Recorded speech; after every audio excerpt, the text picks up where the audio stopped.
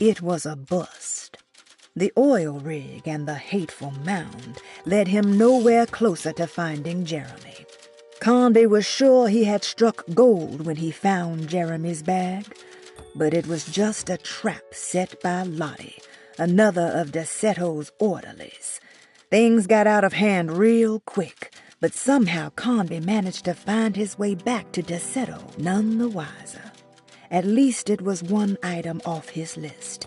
Now he had to figure out what to do with the boiler.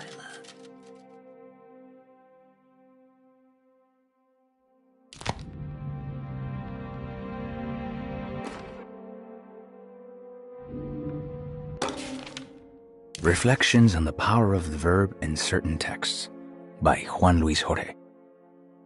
To act is in itself divine. Even the slightest movement of our hand is evidence of our soul in motion. Yet our free will is so easily overwhelmed by the dullness of everyday life. Our actions become rote and rigid, in spite of luxury and comfort. True divinity is found in the choice of leaving the stage where we all perform. People who discover this freedom unexpectedly will be struck by the terror of this revelation and become paralyzed, or worse, turn to suicide.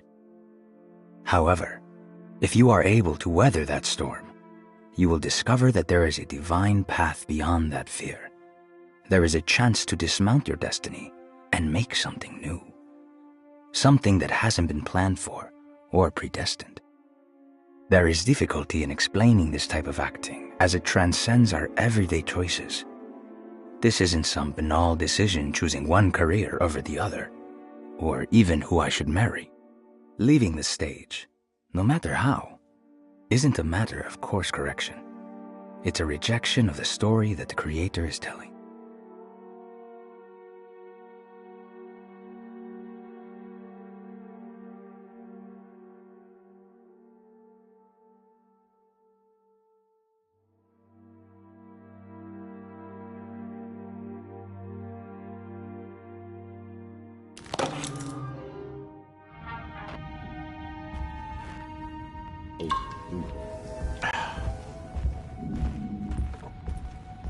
It's wedged shut. It worked.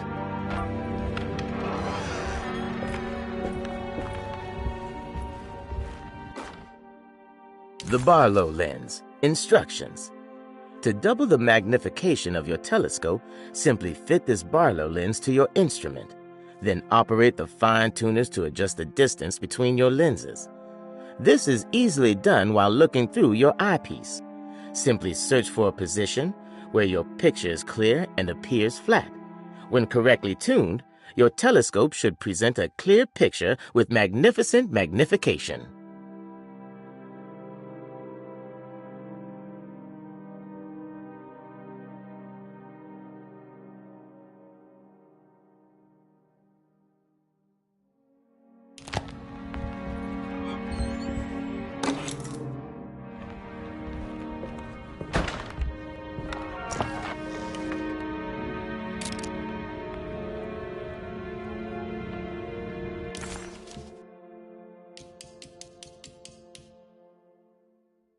The lone and the lost walk a land of fear.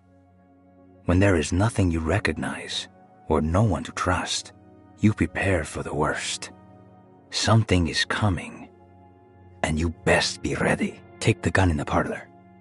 Give them hell.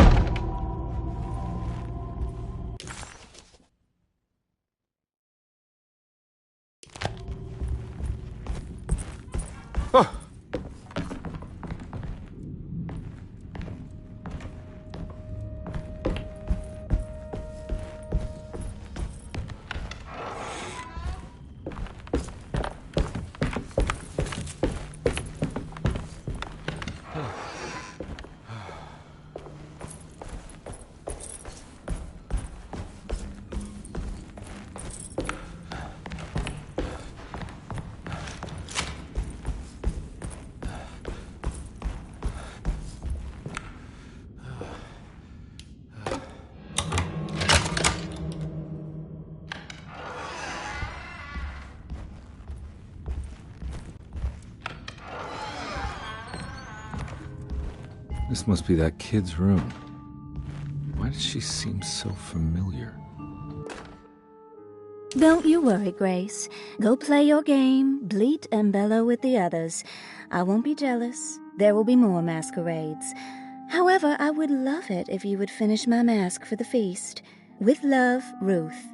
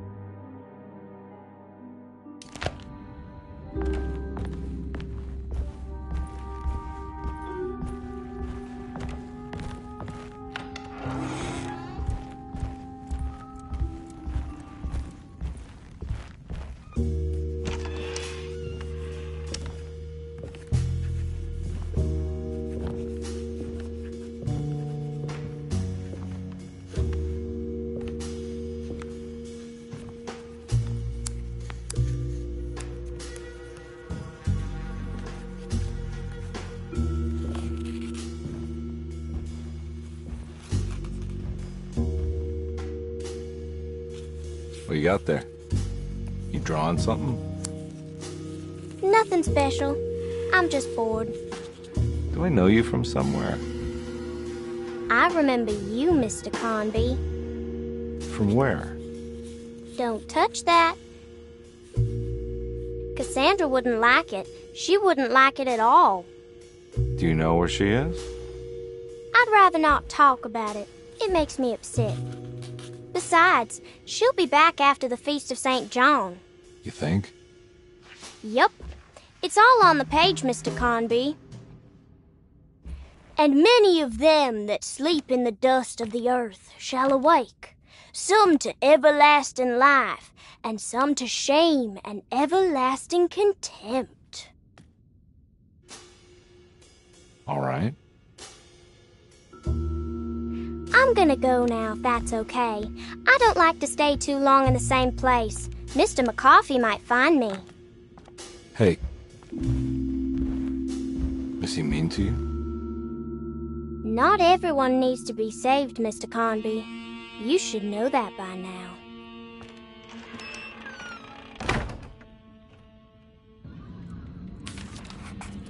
Why did that girl look so familiar? Detective Conby just couldn't quite remember. His last few years were clouded by a drunken haze, a haze which now had turned almost opaque. Considering their shared past, Grace had every right to feel slighted, but it wasn't in her nature. She was amused. Miss Beauregard, I picked up your medicine at the post office today. As you understand, it needs to be administered by the orderlies for your safety. I've put the box in Lottie's room for now, and I'm sure she will find you as soon as possible. Mr. Waite. Huh. So this is where Cassandra Beauregard ended up. For some reason, I thought she died years ago.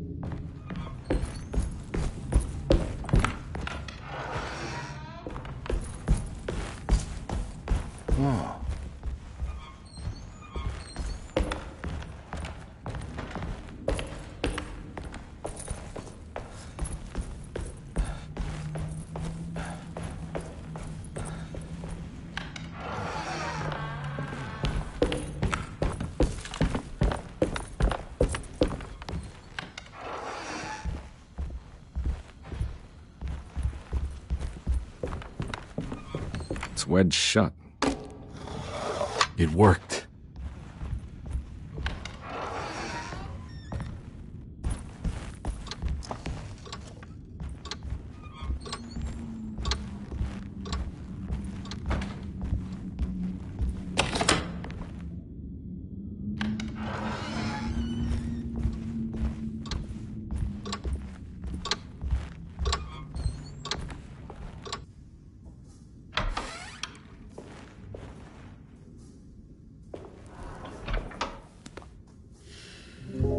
Detective Conby, how good of you to come.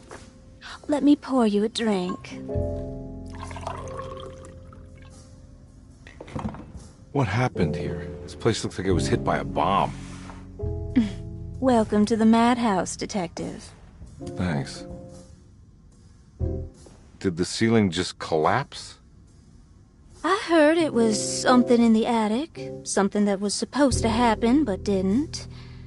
How that could have such consequences is beyond me.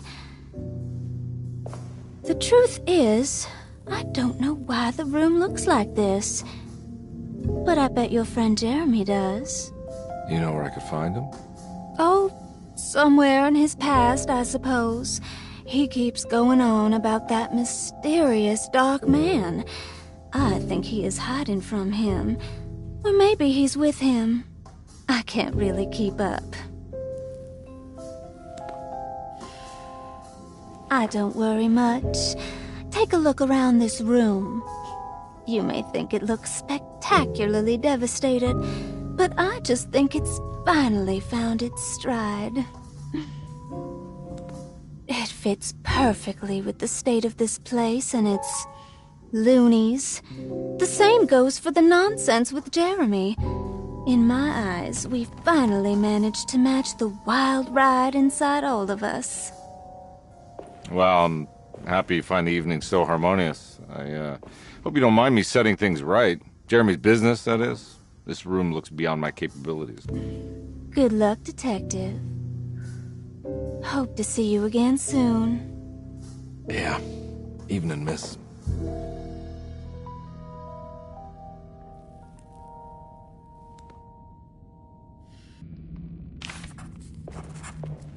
Ruth seemed like a handful. Her talk about Jeremy and the Dark Man made it sound like she might know something of importance. But ultimately, it felt like a dead end. Can I get some more of that whiskey? Go ahead, Detective. I don't think I can stomach any more anyway.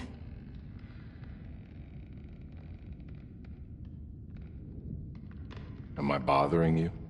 On the contrary, Detective, I enjoy watching professionals at work. Well, I better get going. Bye now, Detective. Don't take any wooden nickels.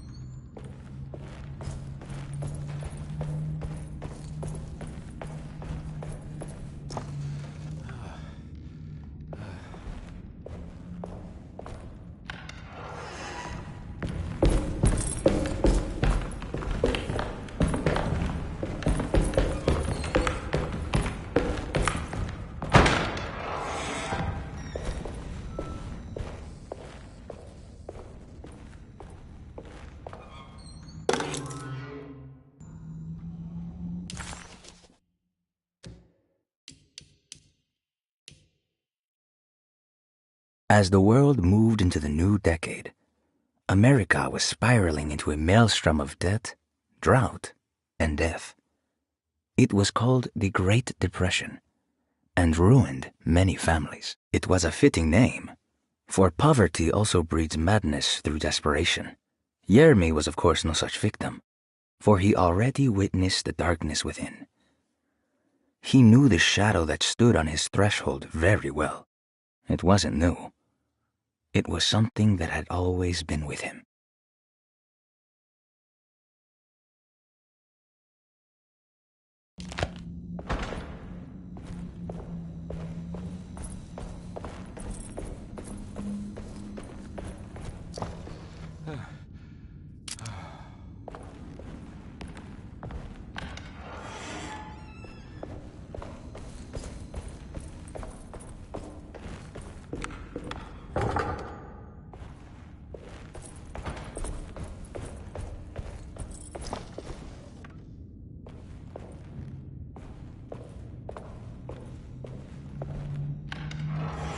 Ugh. There's more of that aggressive rot. On the commonplace of evil, there lies virtue and stark irreverence, careless thoughts of luminous indifference. But blame not the beast we once were, which science so often wished to refer. Not the wicked full of sin, it is you who stand and grin. All our good intentions aside, whereupon we build our pride. Sunless solitude, follow not this corrupting light. Prophets of confidence always crashes out of sight. Hear me, for we all bear this mark. Thus we must remain alone in the dark.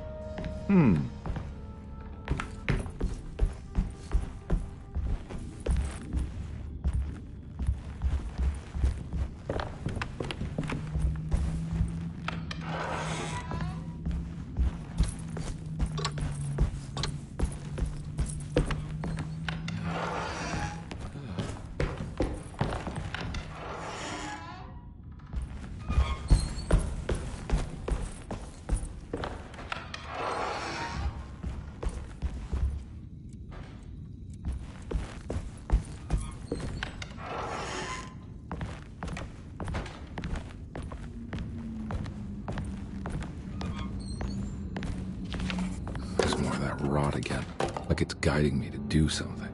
But what?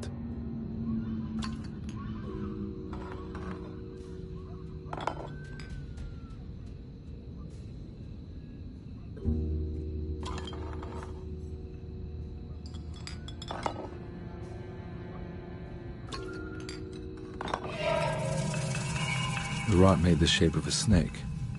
There must be something important to find here. Maybe it has something to do with the numbers on the labels.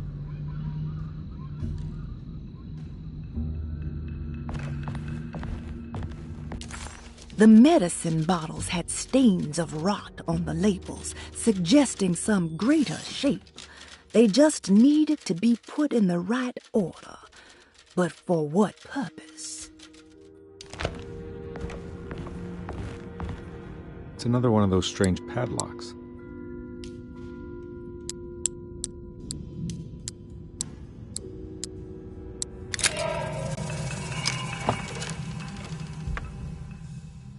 It's another piece of broken plate.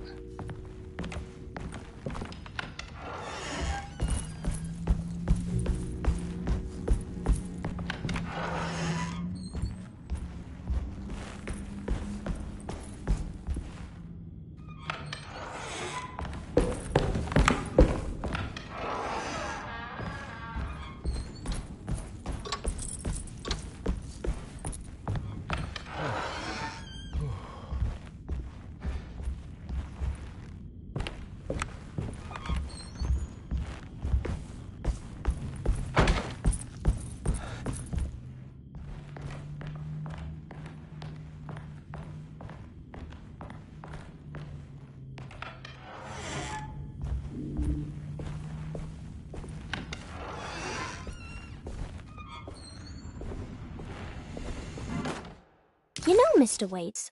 I saw a piece of the plate that Liza broke. I think she's been hiding them. She's not very good at it. She just chucked it into the little room with all the tools behind the boiler. I left it there. I didn't want to embarrass her by picking it up while she was looking. We went upstairs instead and played backgammon. I let her win, because she's so unhappy. The piece looked like the one on display in Cassandra's room. You know about that one already, right? Or is your eyesight really that fuzzy? I hope you don't feel bad about your glasses. You only look stupid when you squint. Maybe if you had more eyes, you would see these things. I wish you had all the eyes you needed.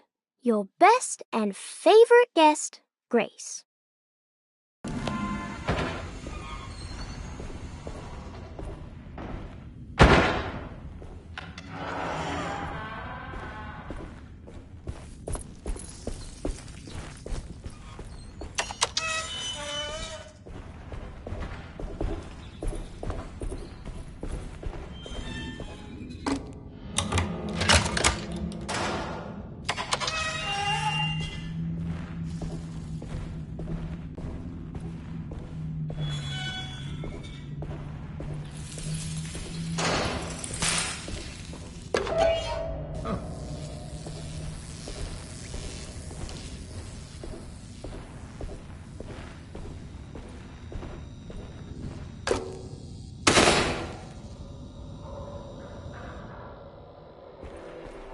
It worked.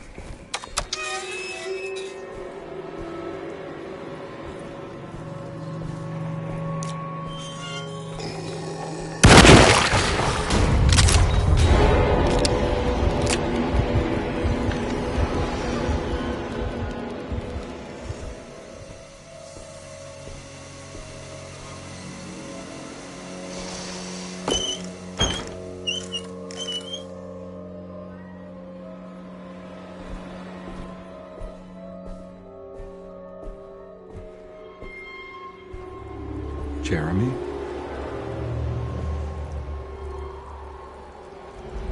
What the hell is going on?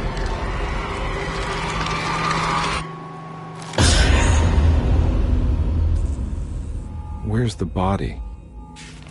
Conby didn't know what to make of the grotesque vision of the dead clerk. Was he dead, or was it all fiction?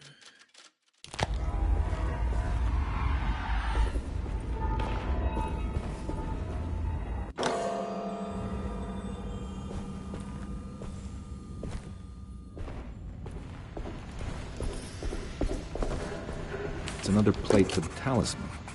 Like the other one, it's broken and missing some pieces. It looked like any old boiler that Conby could think of ever seeing. The decorative plating on the side was clearly an addendum, something that had been attached to the thing after being installed. It reminded him of the ritual bench in Miss Jackson's place. If it was anything like it, Conby figured it should allow him to open up a door to another world. He just needed to find the missing pieces and mend the broken plate.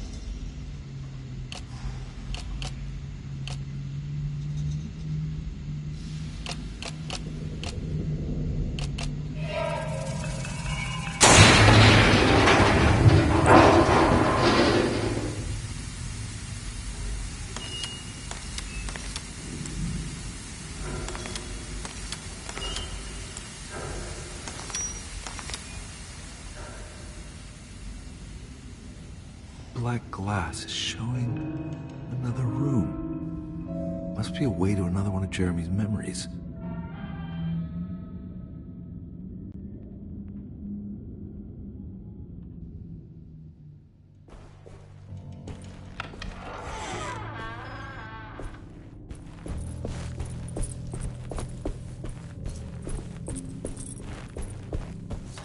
I knew it. The odious stench of a flooded cemetery caught him off guard. It was one of the many things that clued Detective Conby in on that this place wasn't the real thing. This was some nightmarish surrogate, patched together by Jeremy's tattered memories. This is why we bury above ground, he thought, and set off to find the chapel that Jeremy had mentioned. Knew it would work. You're getting good at this, Carnby. Maybe a little too good at this.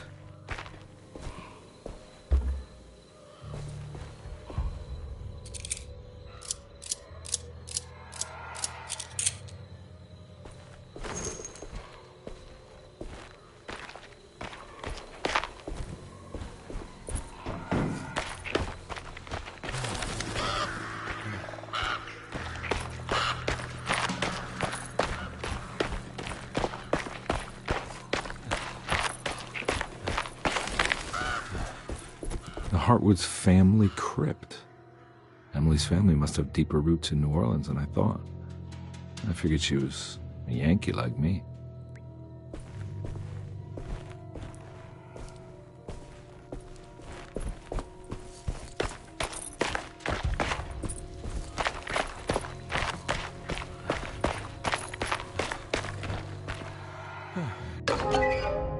What's this?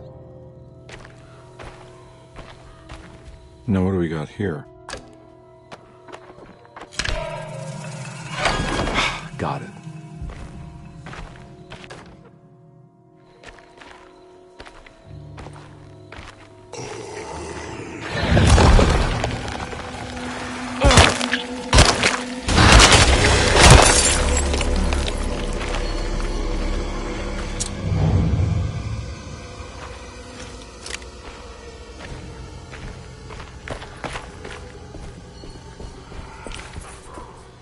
It was the chapel Jeremy had mentioned in his book. With a bit of luck, soon Conby would be able to catch up with the old man. He just needed to find a way inside the chapel. Jeremy sketched this chapel in his book, so it must be important. Looks like I'll need more medallions to open it, though. I don't think I have everything I need.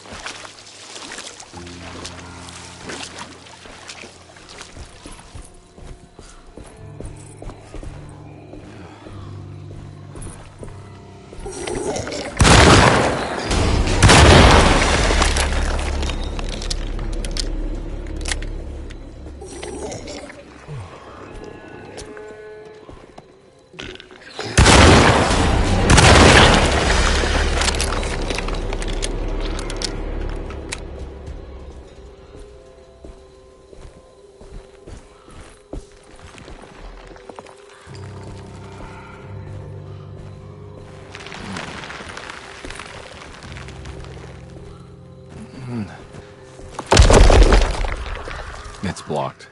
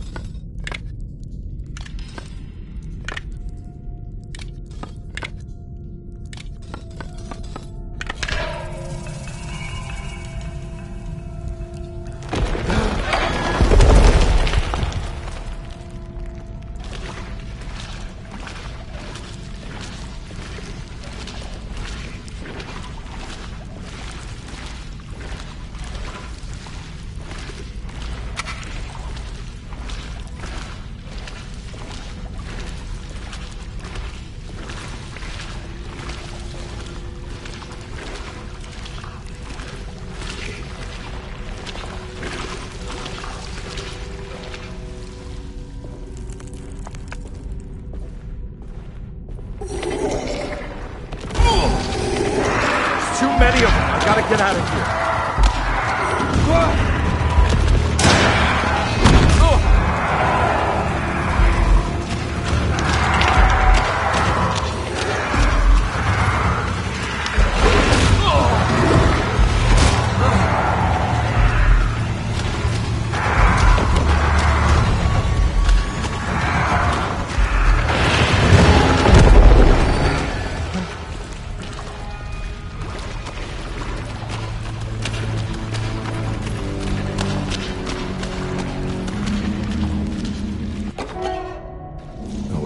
Here.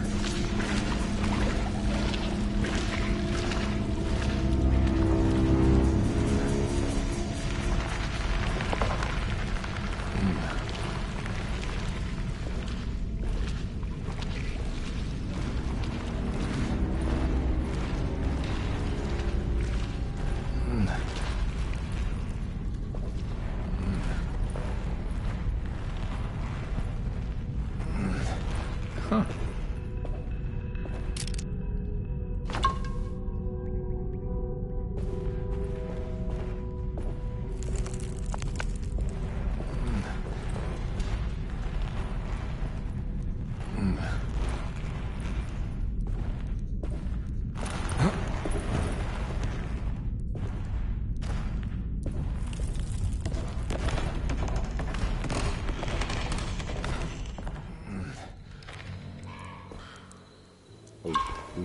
Thank God that's over.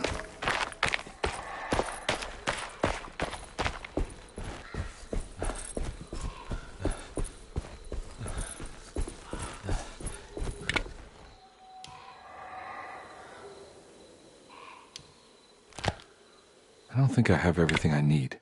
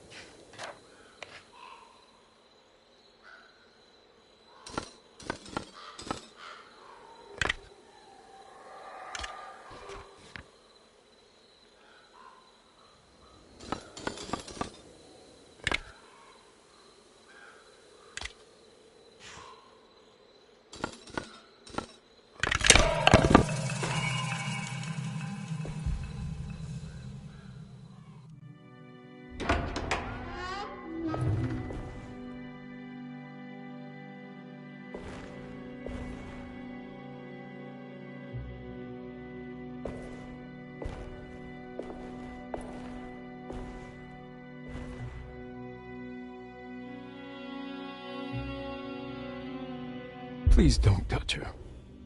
Jeremy. What are you doing here? Everyone's looking for you. I know, it's all a big mess. No one understands. I'm just trying to keep evil at bay. Just for a little while longer. You've got to come back with me. Your niece is waiting at Derceto. Emily? Why would you... My letter. Keep making it worse. What is going on, Jeremy? How is any of this happening? I mean, this with some... The Dark Man. Who is he? No, don't say his name. He can hear us. He's always listening.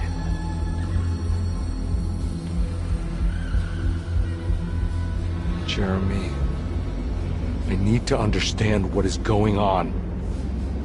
I promised him everything. When the sun rises, I will be chained in his sunken desert temple for an eternity. But at least the evil about to awaken in Derceto won't harm anyone outside of that cursed place. You're acting crazy, Jeremy. I want to help. There's nothing you can do. Then what's all the business about Tarawea? Why did you want to go there? I can't go there. Not allowed. But you wanted to. Can I go? Tell me, will it help me to break your pact? Is there something there that would help? Why would you give me hope? That's so cruel. Okay, sounds like we're onto something here. What should I— Look out! Behind you! Run! Don't let him take you!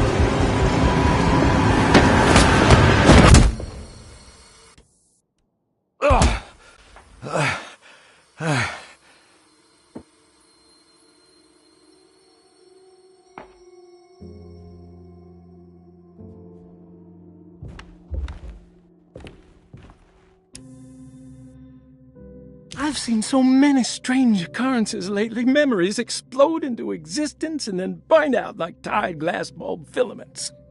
Dreamscapes crash down from the stars and sink into the sea. Doors that lead to nowhere and absolutely everywhere at once. With all this reverie, I want to think there's a chance that you found a way to remain alive in some way I cannot fathom. Just like I've learned to navigate with my talisman, maybe you, with all your knowledge, you somehow knew a way to find me again, perhaps in Tarawaya. All my love, Jeremy.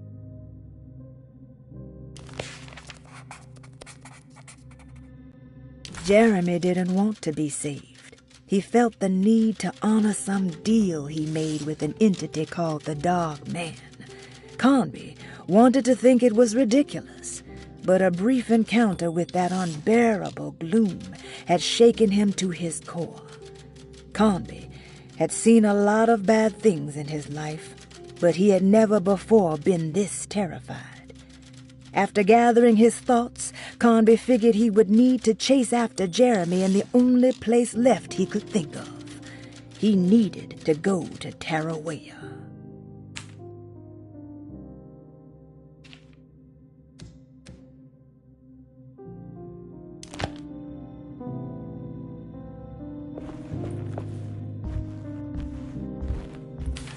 She's dead. No matter how she died, she looks peaceful now. Perosi's body looked unharmed. Conby couldn't figure out how she died, or why this wasn't a bigger upset to the people at the Seto.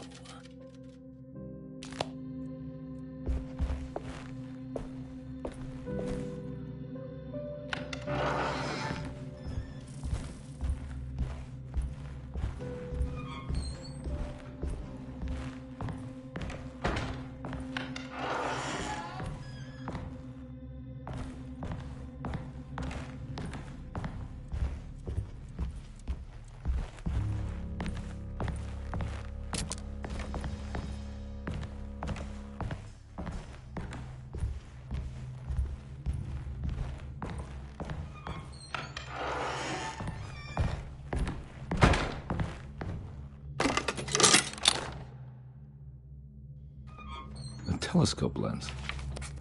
Why would he lock that up? Jeremy had found a way to enter Tarawaya, but he wasn't allowed to go. He knew deep down that it was impossible for him to cross that threshold. Instead, he hoped that Perosi would go in his place and burn his library to the ground so he could start again.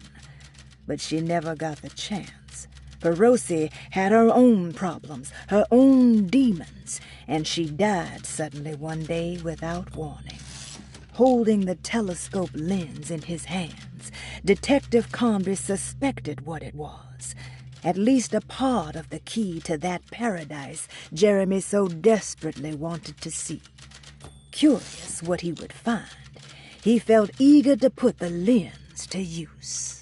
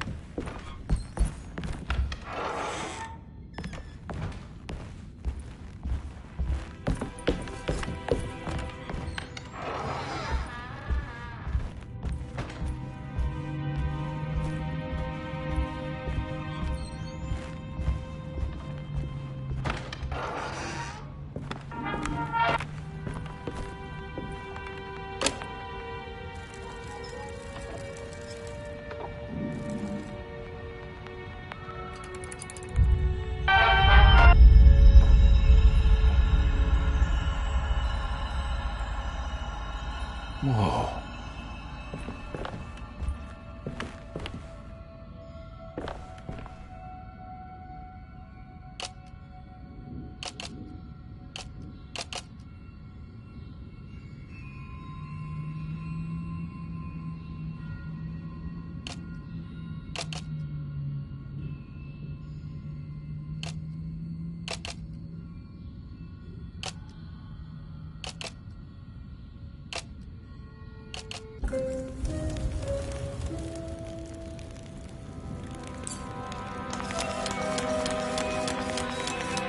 Whoa, what's going on? It's dialing in something all on its own and it's showing the way to another memory? Where is that?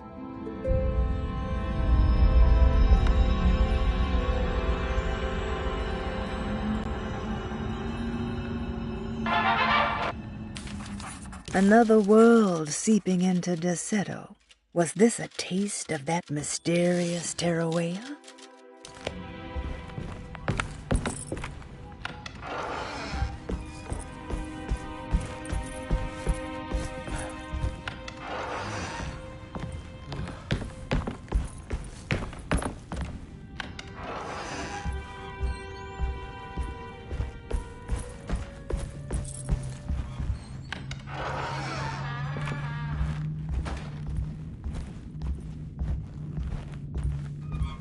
Here we go.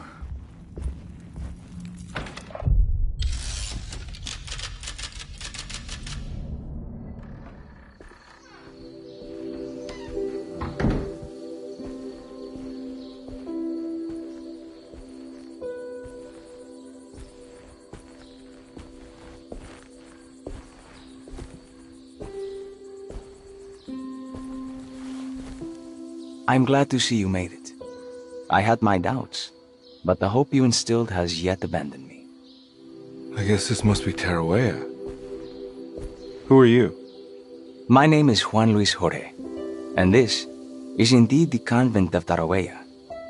You'll have to excuse me, but Yermi never got your name. The name's Edward Carnby. I'm a private investigator. You're not a patient, are you? No. I'm the author of a book that Yermi once found important. How does that work? Are you part of this memory as well? Is this even a memory? I think calling me a manifestation of Yermi's subconscious would be more correct. And so is the convent of Tarawea. I'm a man Yermi has never met, and we are in a place that he has never been. Okay. So are you here to guide me or something? I have no more purpose than you do. I simply am. I will happily help you, of course, if I'm able. If you are already somehow part of Jeremy, why did he want to come here? Isn't he sort of here already? Yermi wanted to come here because it's a representation of his mind at peace. When Dr. Gray asks him to find his focus during his sessions, this far-flung convent is what Yermi imagines. He is under the impression that if he could physically come here, he would reach a perfect equanimity, a spiritual apotheosis. You don't think it would work? Yermi subconsciously knows it's just wishful thinking. He can't come here. Despite the pathways opened by the dark man between Derceto and Yermi's psyche, it's simply not possible. But I'm here. Indeed. It's a shame it's just another place for you, Detective. Otherwise, you could have become a Buddha. Always a bridesmaid, never a blushing bride. Am I right? Yes, I suppose so. You'll have to chase enlightenment elsewhere. So what's the next best thing? What can I do here? You should seek out the convent library and try to find the truth about Yermi's relationship with the Dark Man. It's the sort of knowledge he represses and is unable to reflect on. Will it tell me how to break the pact? Perhaps. At least you'll have something to confront Yermi with. Wait, why can't you just tell me? I don't know such things. You'd be better off consulting the texts of Dr. Freud if you want such answers. No thanks, I hate shrinks. There is another thing you should know about the library. He is here as well. The Dark Man has been working his way through the text for a long time. He's here? How am I supposed to get past him? Be careful, Detective. Oh, jeez, just perfect.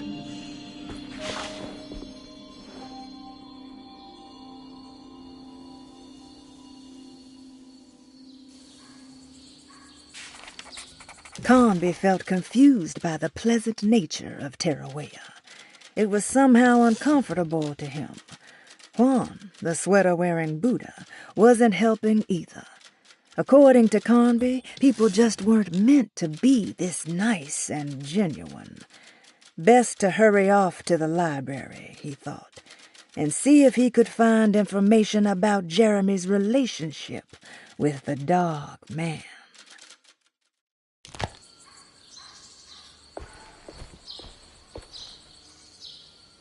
You have any advice on how to deal with the Dark Man? I suppose suppression could work. Try not to pay him any attention.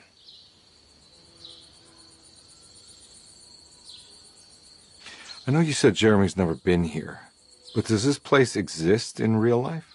I think it's supposed to be Mexico. But I am not certain of Tarueya's origin. Well, good to meet you, Juan. I'm going in. May the gods be with you, Edward de Vilban.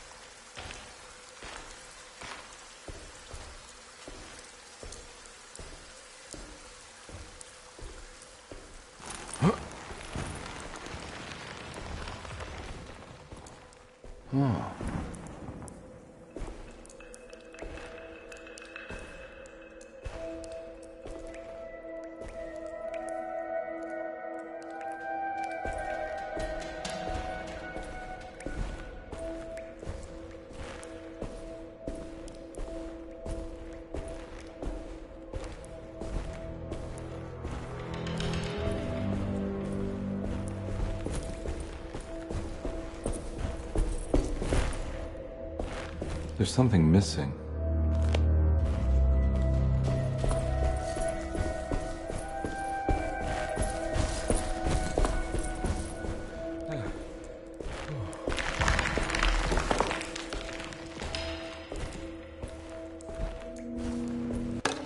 The great library was endless, beautiful, and terrible. An Akashic record for the universe inside the mind of Jeremy Hartwood, now corrupted by a story forced upon him, told by a maniacal liar, an evil conjured by science and secrecy. I will suspend a room and lock away the foundation of his character. Its key will be left to the librarian, the only thing invisible to the Prowler.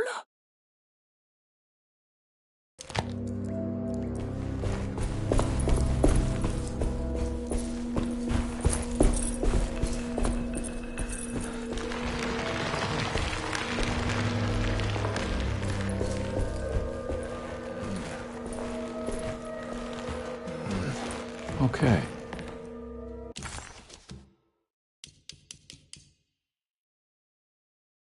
Bull worship is common throughout history. For Christians, this can be seen in Exodus when the Israelites turned to worship a golden calf in Moses' absence. This passage shows the people falling back to the worship witnessed in Egypt, known as the Hapes bull. Another famous example is the Minoans on the island of Crete. Their worship of the bull gave rise to the myth of the Minotaurus, the half-man, half-bull monster that reigned the labyrinth. But for this particular case, I think I should tell you about the deity Astarte that brought the Taurus constellation to life to attack Gilgamesh. Even for a mythical hero, this celestial bull would prove difficult to defeat. Only by distracting the bull with a golden sail was Gilgamesh able to pierce an eye with the spear, which bled the bull to death.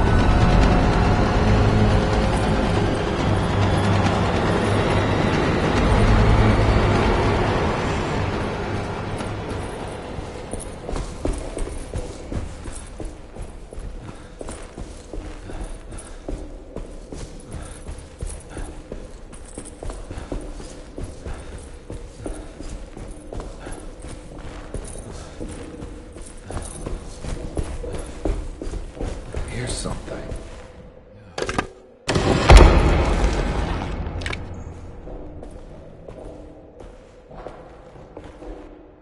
It was in the hot autumn that I went through the night with the restless crowds. He was a kind of itinerant showman who held forth in public halls and aroused widespread fear. The New Orleans address of the event is lost, but I remember distinctly the Prext Shipping Company pressing their contribution. Hey.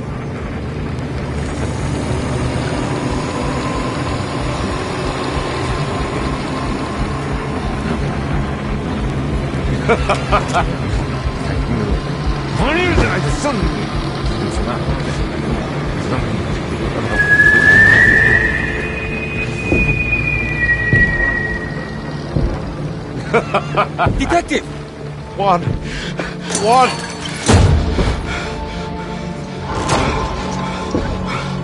I hope you found what you were looking for. I fear there is no going back.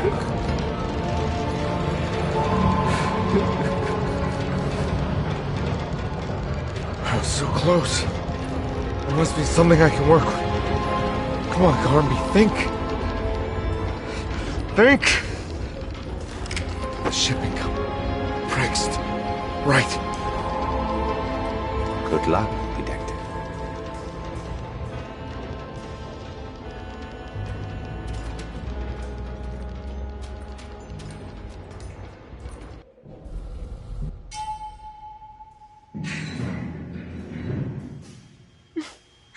Well, thank God you're here, Detective. Sitting all alone in a place like this. I'd never live it down if the papers got wind of it. Hey. Ruth, right? Oh, don't pretend you don't know. I'm sure you have a whole file on me by now, Detective. I suppose we weren't formally introduced. I'm Ruth Talon. Miss Ruth Talon, in case you're wondering. Edward Carnby. Enchanté. Are you sure? I had too many already. Nice. It's good. I know. I have great taste, Detective.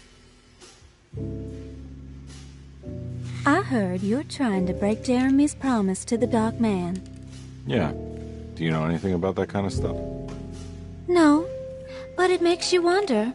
If he made a promise, can't he simply stand by his words?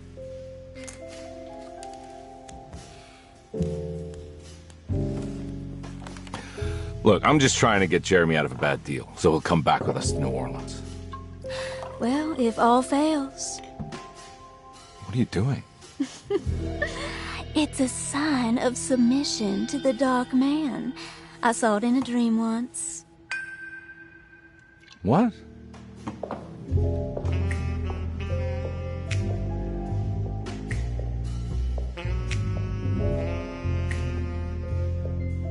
You don't know the Prext Shipping Company by any chance?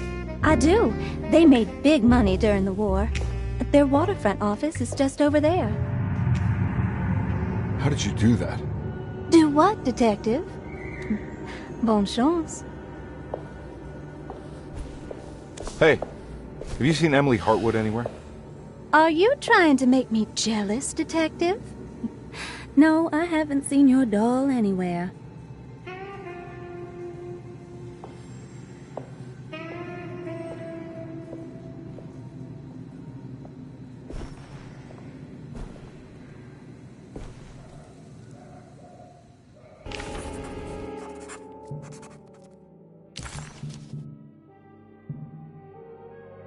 New Orleans lies southwest of Derceto, along the great Mississippi River.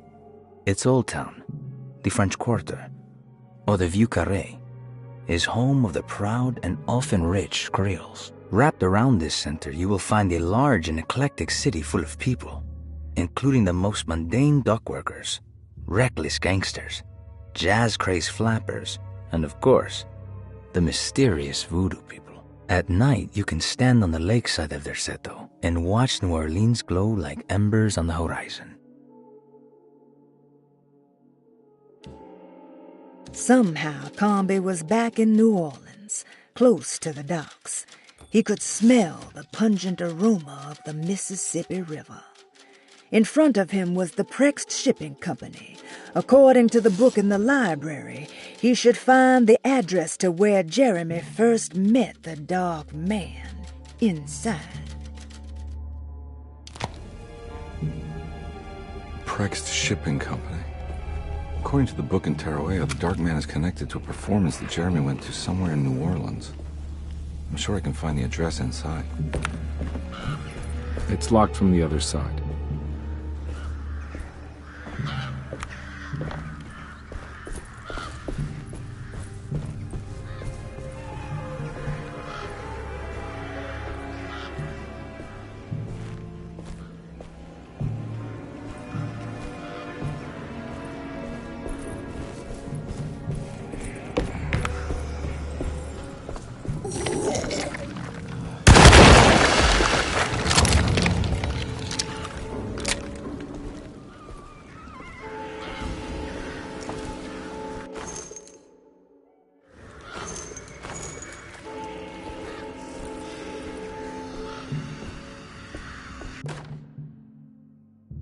Okay.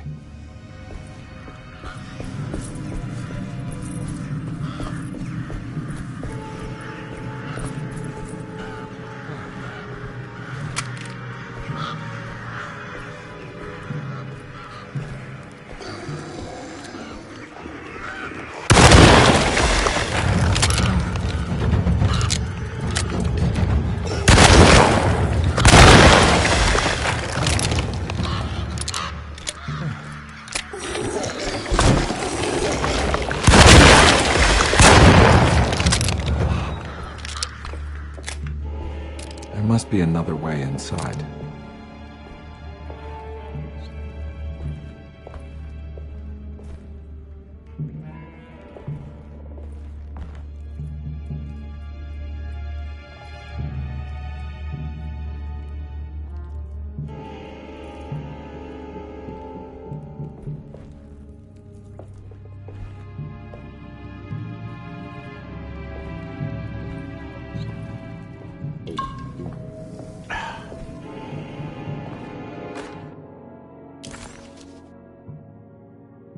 The sewer system has a tunnel running right below Prext Shipping Company.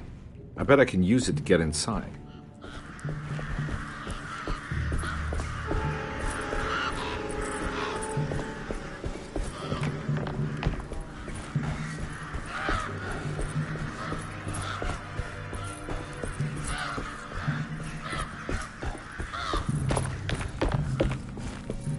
No way I can get this out of the way with my bare hands. But if I get that crane going, that should do it.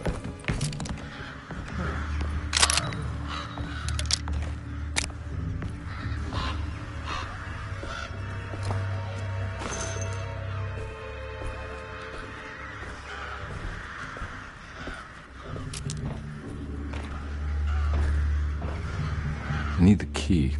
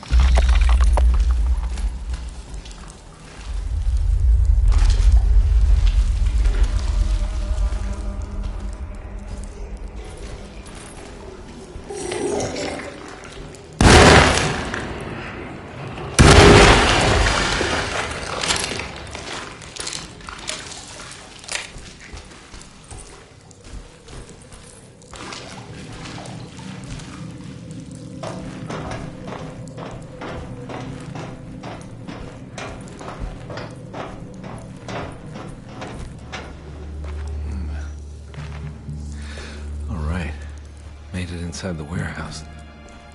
The office must be upstairs.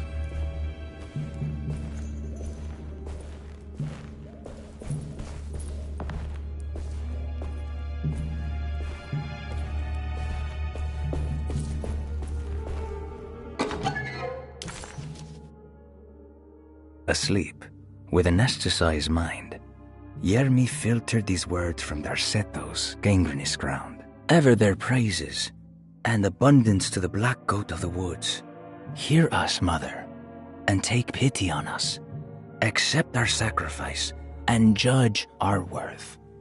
Ia, Shubnigrath. Ia, Shubnigrath. The black goat of the woods with 1,000 young.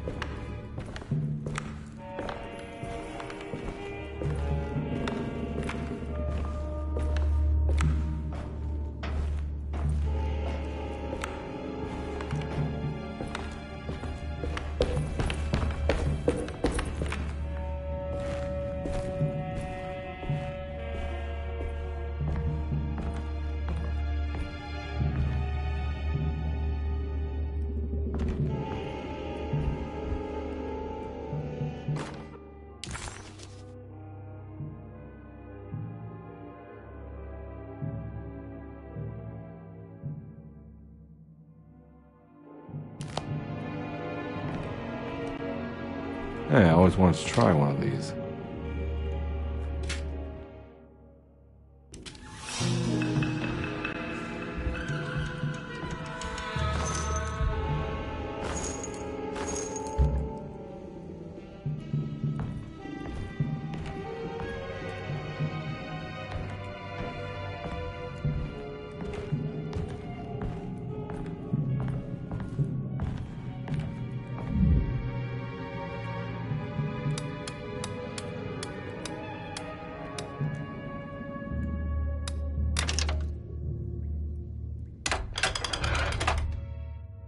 Cargo Manifesto, September 19th, 1892.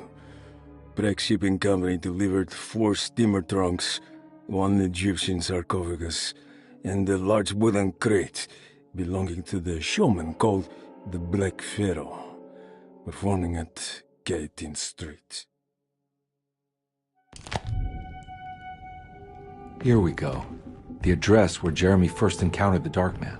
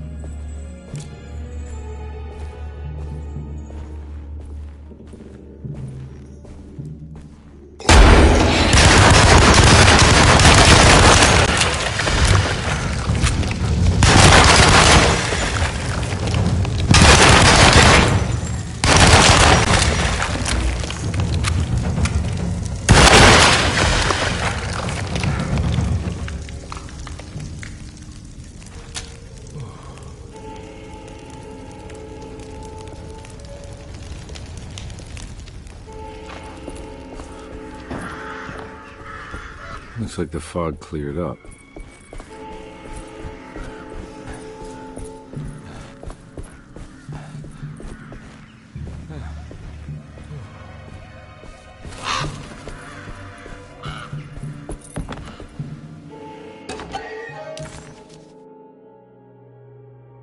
The Heartwood Curse is what they call it. There wasn't much of a vocabulary for mental illnesses back in the days. There are hardly enough now. The Heartwoods carry a troubling chemical imbalance in their brain, which they have managed to pass down through generations. As they grow old, they are overtaken by overwhelming melancholy that unavoidably leads to suicide. Oh, you want the real story? Well, who can say? It was written that way.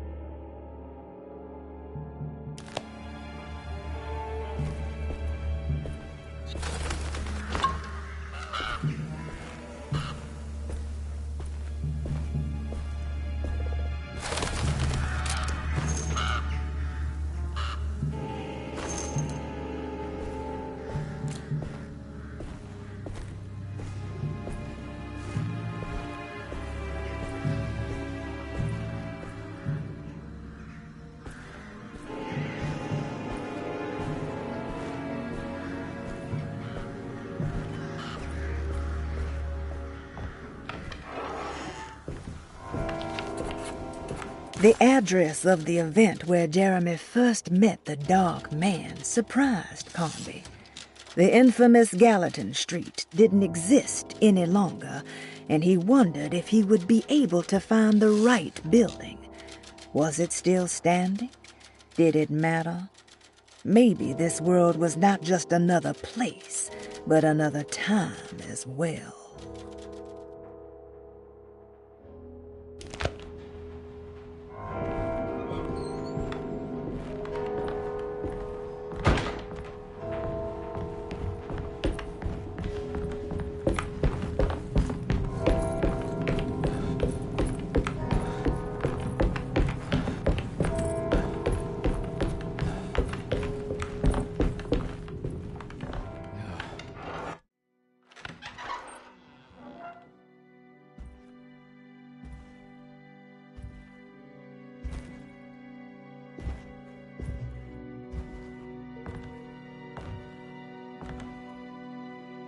You want to tell me what this is all about?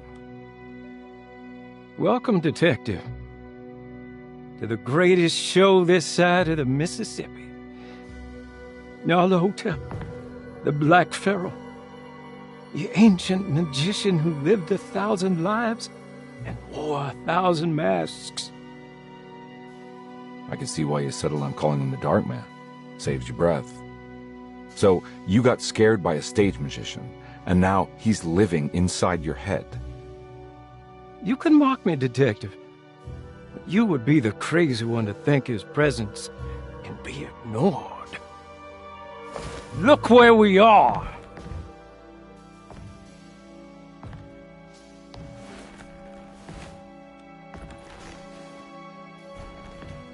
We didn't get to finish our last conversation, did we? You were about to tell me how to break the contract with the Dark Man. No, we can't. We would turn on loose on the world. So many innocent would die. But there is a way to break out of the deal. There is. You offered me a way out. Steps to take. What are they? You'll never find them. They're forever entombed in his sunken desert temple. Jeremy, I'm not your enemy. Tell me where to go. How do I find the temple? No, we can't. I have to make this sacrifice. God damn it, Jeremy. I'm gonna save you. Don't worry.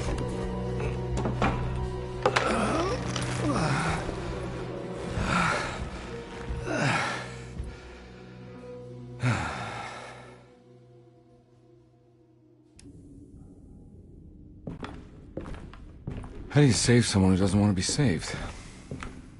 Well, he's gonna get saved no matter what. I just need to find the temple somehow.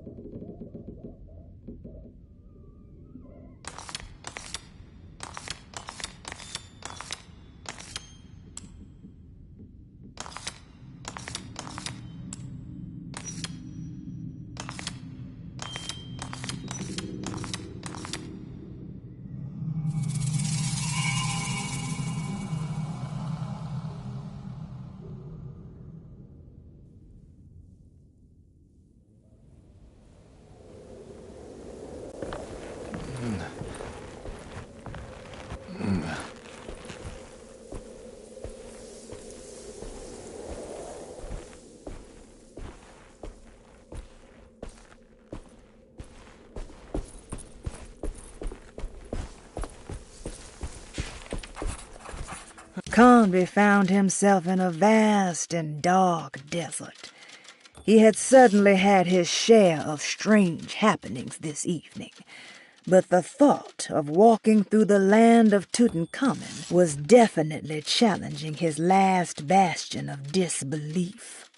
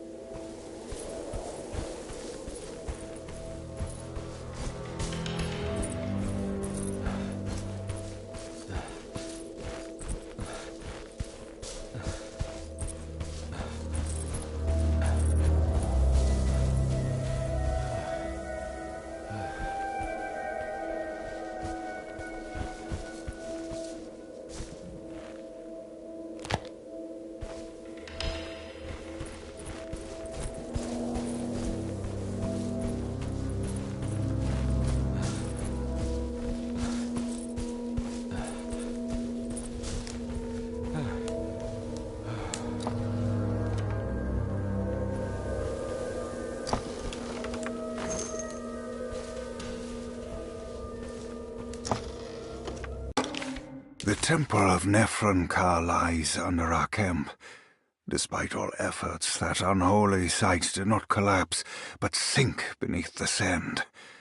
The pharaoh is long dead, his name meticulously stricken from all ancient writing. But that stage meant for blood and terror remains. The temple is said to be lightless, built to harbor all the haunters of the dark found in the very depths of our universe. Calling on the gods meant creating a bridge between our world and theirs. The terrible Aldebaran of Taurus, the Black Sun, was seen as the most important star in the night sky, because, according to the Kitab al-Azif, it was said to be the home of that crawling chaos known as Nyarlathotep. Through ancient mechanisms, it was said that the priests could open shafts channeling the light emitted by that strange stone called the Shining Trapezohedron. Several streams pooled together above the statue of that dark man would then be sent through space towards the Black Sun, a message to the gods. The gifts bestowed on the sender are completely undocumented, but often assumed to involve dark blood pacts, where souls are traded for malicious miracles.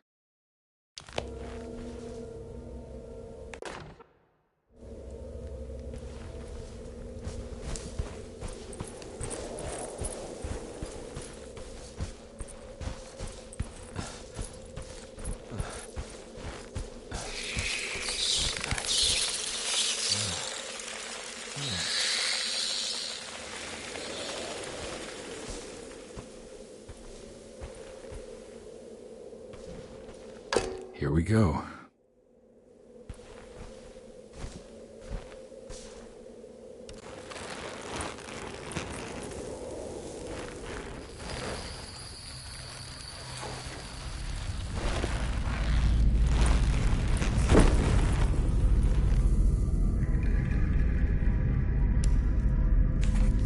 The Dark Man's temple was buried beneath the sand, a cursed and dark place. Every step felt ill-considered. Conry needed to find the contract that Jeremy signed with the Dark Man and get the hell out of here before he went completely mad.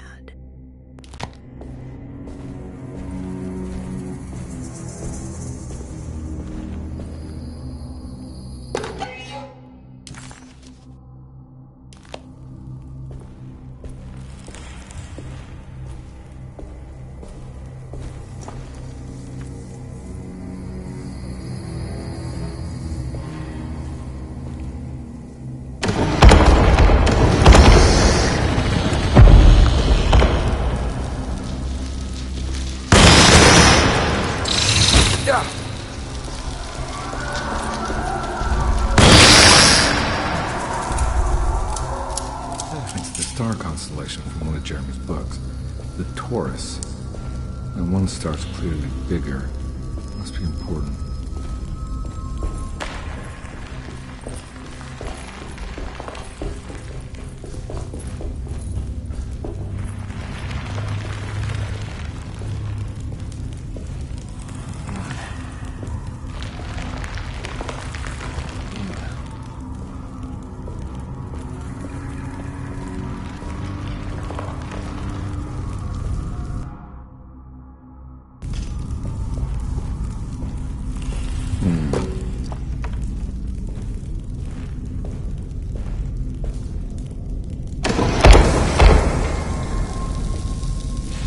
This one looks operational. Good work.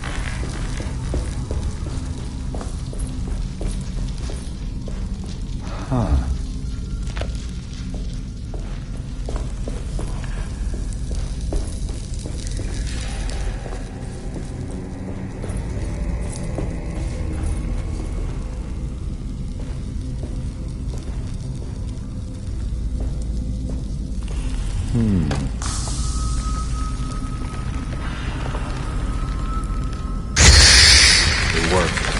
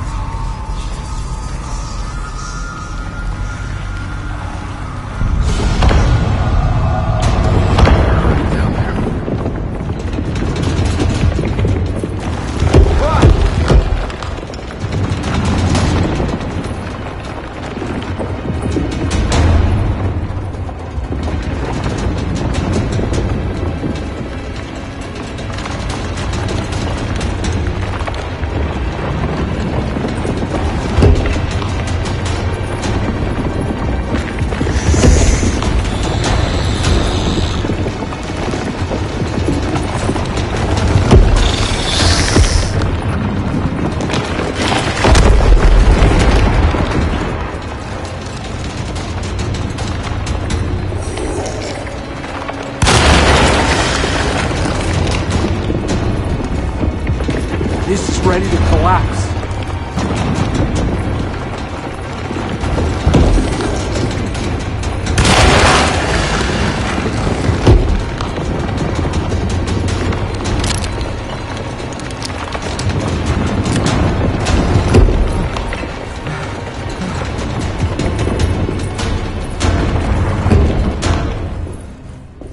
What is going on?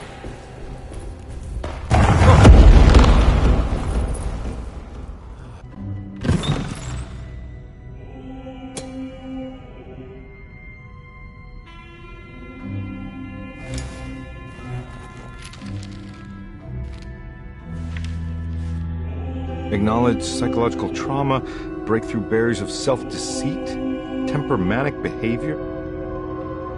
These are the Dark Man's terms. The contract. Huh?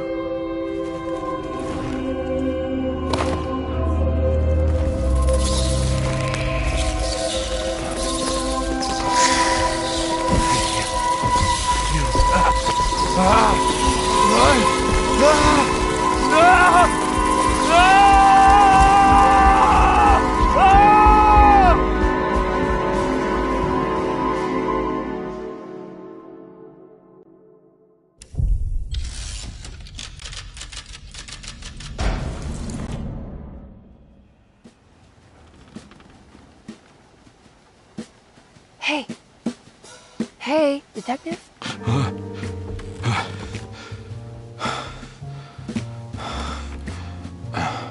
What are you doing?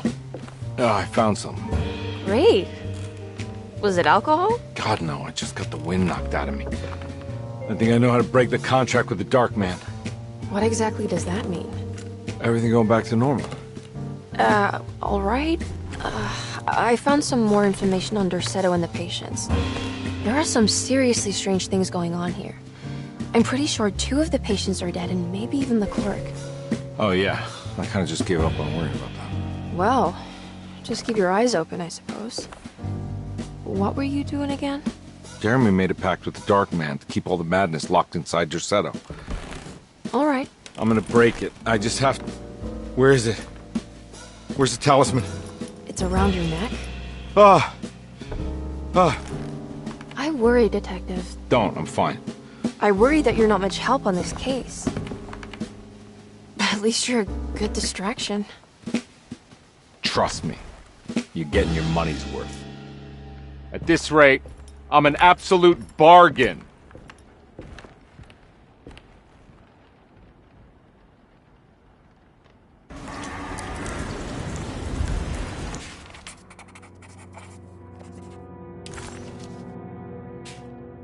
He must first acknowledge psychological trauma in order to proceed.